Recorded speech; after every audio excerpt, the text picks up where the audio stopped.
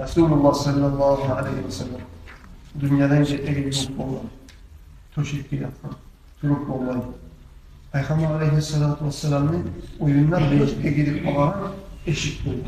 Her bir ashablar ikide bu meclis.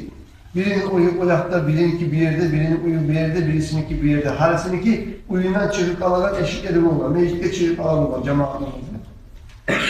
Peygamberimiz sallallahu aleyhi ve sellem ozu cam mazarına şu yuh olup duran, şu avruk duran aralığında Peygamber aleyhissalatu vesselam ne demek?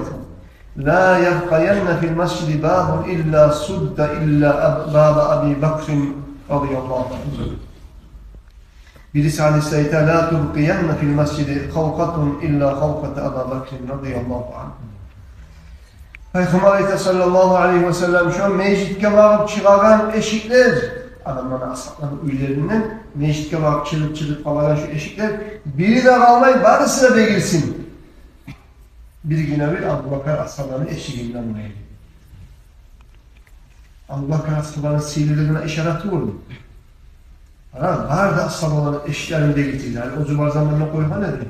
Hani ocu dünyadan getirdiğinde, var da eşikleri bizim eşikte çıkıp kalan, beytilinsin şu eşikler.